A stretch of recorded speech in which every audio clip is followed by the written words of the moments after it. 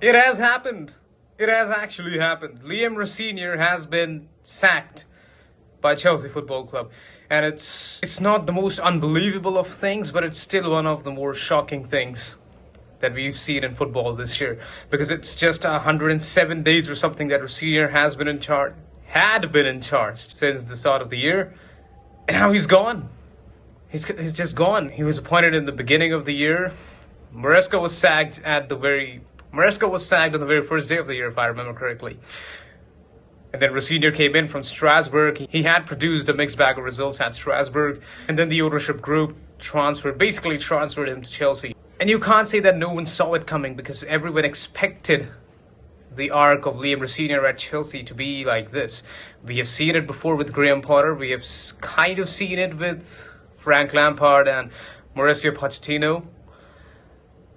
The new manager comes in. He doesn't have a lot of experience, but then he doesn't have a lot of time and space and preparation to prove himself either. And he doesn't have the players that he wants. And the players that there are currently, they're not the worst of players, but they are rooted in their own ways and in the ways of the previous managers in a lot of ways. And so nothing quite works out, and it's basically a logjam at the club where nothing seems to work and no decision seems to go their way. And that had been the case with Chelsea for the past 4 months, especially for the past month or so, because Chelsea had now lost 7 of the past 8 games or something, and we had not scored in 5 of our previous matches while conceding loads and loads and loads of goals. The figures don't even matter at this point, because you could see in the performances, no one at the club seemed to have any belief in the future of the club. The players were playing with absolutely nothing, no fight, no spirit in their eyes and their performances in their bodies. It felt like they were somewhere else in their mind while trying to be on the pitch actively. They weren't making the best use of their opportunities. They were tripping on their own feet, literally. It didn't feel like anyone who was sitting in the stands had any belief in what the future of the club was going to be. And then now 45 minutes ago, the notification came in that Liam Rosenior has been officially sacked by Chelsea Football Club. And it's like everyone was just waiting for this to happen ever since Chelsea lost to Brighton yesterday, 3-0. It was a brutal loss. Not even yesterday. It's not even been 24 hours since that loss. I woke up in the middle of the night to see that Chelsea had lost to Brighton. I knew it then. I knew it that was the end of the road for Liam Rosenior. I have no ill will towards Liam Rosenior. I think he's a great guy. I think he has terrific footballing ideas, but implementing those ideas and realizing them at a club of Chelsea's level on such a short notice, without the perfect squad that you want, and after so much has gone down over the past 4 years, so much controversy has been there, and fans are in such disarray and dejected state of mind. They're protesting already against the ownership. There was a huge protest in the game against Man United on the weekend, where Chelsea again lost 1-0. In such a situation, you need a manager with a tough spine, with years of experience, who can just pick the club up from this state of depression that the club is in and take the club out of this hole that they've dug themselves in. It's not the fault of Rosenior that Chelsea are in this position, but it would have been solely Rosenior's fault if Chelsea were to continue on this path that they had been in the past month or so, because we had been performing atrociously in the past couple of months. We had lost to basically every other team that we had faced, and except the Aston Villa game, no major game stands out that we actually performed well in. And beyond the losses, it was the state of the club that annoyed the fans more. The losses were just a byproduct of all that was going in and around the club. And I don't know what went on in the discussions of the club. Of course, we are never going to know that, because so many conflicting reports have been there in the past 4 years in the media. It's just something that you can't quite keep a finger on. And this was a very short trajectory, but it was a very similar trajectory to the one that Graham Potter had followed 3 years ago. Ultimately, he got the sack too. Ultimately, Frank Lampard replaced him. And then his tenure wasn't quite great either, but at least we finished the season off with a satisfying victory in the last game when Kai Havertz scored. And then the team completely changed. Mauricio Pochettino came in, did some good work. Then he left, and Enzo Maresca came in, and he did some tremendous work. He brought some of that winning mentality, some of that spine back to the club. But then he was sacked for whatever reason, which we would fail to understand, fail to comprehend for the longest time now. And now it's time for some self-reflection for the club, the ownership, the directors, and everyone in charge. And that has been the media. There has been so much reporting in the last hour or so. This is live journalism, ladies and gentlemen. This is live journalism, and the reports are just constantly coming in for the past hour or so, ever since the news has come out 50 minutes ago or something now. So what I'm reading right now is that Chelsea acknowledged that some wrong decisions were made, not merely in appointing Rosenior, but the lessons are now being taken from all the mistakes that the club had made, all the wrong decisions that were made in appointing the new coach. And I guess that is something that the club should have done 2 or 3 years ago, because the same lessons have been continued to be taught to the club, to the owners, for all this while, for all these years. And I think it is time that the owners, whoever is in charge, learns that football doesn't work the way that other sports do. Not all young managers just come in and build their empire at a football club. It needs the right manager, the right fan base, the right circumstances, the right support from the ownership, and the right recruitment, the right structure in place. And even though that might have been the intention of the ownership, even though that might have been the original idea, that has not been the realization of what we've seen. And I don't think that would be. So let's just better stick to what we know actually works at Chelsea. Appoint an experienced manager who can win, who has a winner's mentality, who can mend the squad, who can keep the egos of the players in check and help them actually improve, has some good tactics up his sleeve, had some good tricks up his sleeve, and can actually lead the club into a winning direction, can actually win some trophies. Who that manager is going to be, we have no idea, because some names have been thrown around in recent times. It feels like Chelsea have already held some discussions over, and perhaps even with Andoni Iraola, who is leaving Bournemouth at the end of the season now. Some people were recommending Oliver Glasner. I don't know how that works, and I better hope that it is not the case, because I do not see that working at all at Chelsea.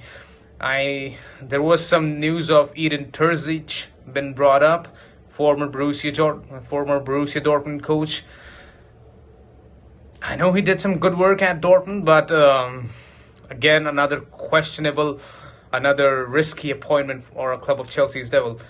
There was a lot of talk about Felipe Luis, who was sacked by Flamengo recently, and he had produced some terrific results for Flamengo, former Chelsea player as well. Could he be the answer to Chelsea's problems? I think he had been approached by Chelsea before as well. He had held some discussions with Chelsea, but ultimately that didn't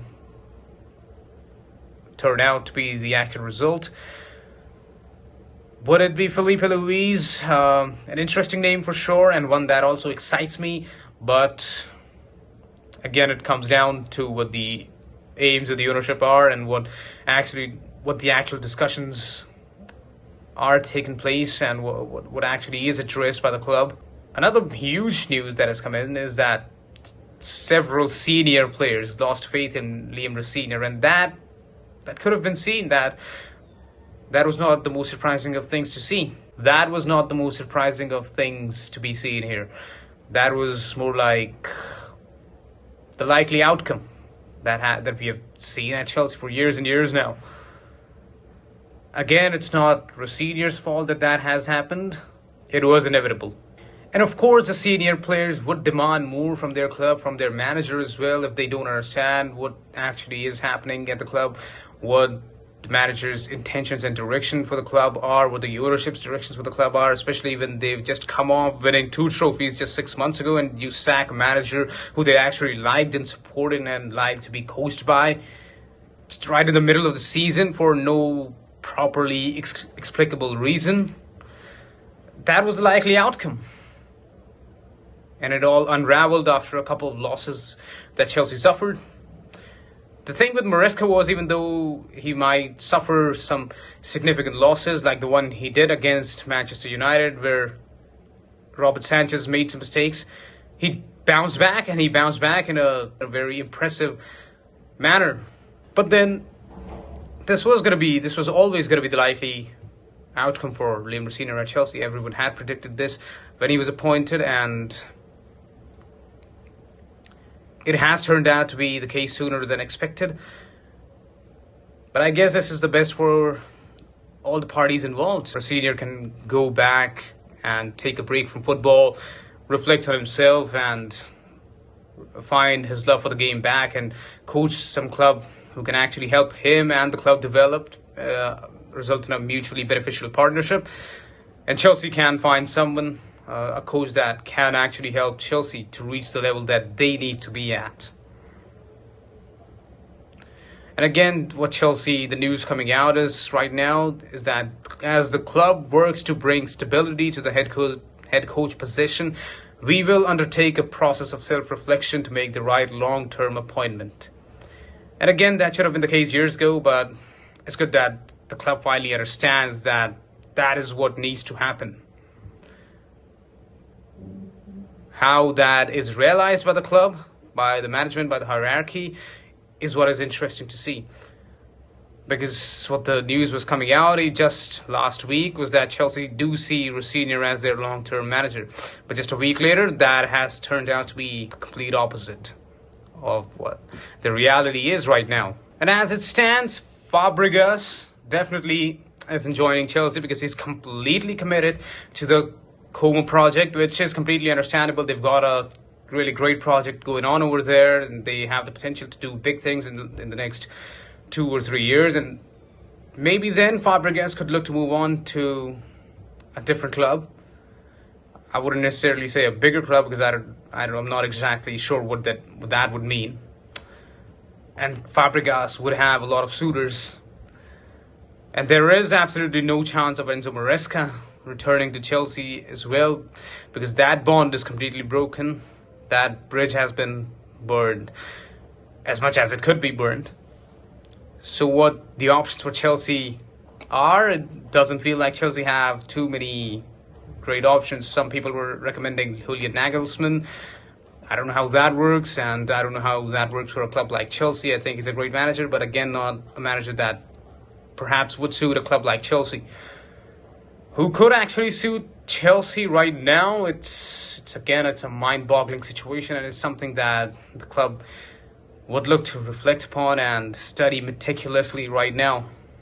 Because Maresca's appointment was actually great. He helped Leicester mend their ways, and then he left Leicester, and Leicester got relegated to the 3rd division yesterday as Chelsea lost to Brighton. And now Maresca, after he left Chelsea, have not been at that level for months and months now, and are also in the danger of losing out European spots completely, not just the Champions League spot, but European spots completely. We might not even get the Europa League or the Conference League spots if we don't win the remaining games that we have. And who is actually going to be in charge for those games? It's going to be Callum McFarlane, who had been the coach for the game against Man City after Maresca had been sacked, and we did produce a respectable performance in that game. I do think McFarlane can do a good job of managing Chelsea on this interim basis, of sailing this ship to a respectable level. But again, it's another huge task on the shoulders of McFarlane, and it's going to be a mammoth task. to actually help Chelsea retain their European status on the Europa League spot, if not actually the Champions League spot. Help Chelsea stay in the top 5 or 6, depending on what the outcome of the FA Cup and the Europa League, with Aston Villa winning the league, would be, because then the Premier League might just have 6 spots going into the Champions League. And also the FA Cup final on this coming Sunday, which would be another interesting thing to see, because we just have 4 days to prepare, and how McFarlane goes about his business, it would be interesting to see, because Leeds are not an easy side to beat, and especially when the club are in such a disturbed position, in such a disarray, it would be even harder to beat Leeds. But again, the players might just have some motivation to do well. They might just have some drive back in them, and that might just help us to actually get to the final of the FA Cup, where if we do face Man City, it would be another challenging task, and that would be interesting to see. Anyways, that was it for the video. What do you think? Who would be Chelsea's manager going forward in the long term or in the short term? You never know with Chelsea what the future is going to be. What do you think of that? Let me know in the comments below. If you want to subscribe to my newsletter, I'll link it in the description below. Just go check out that and subscribe to the channel. I'll see you guys really soon. This is Irish signing off again.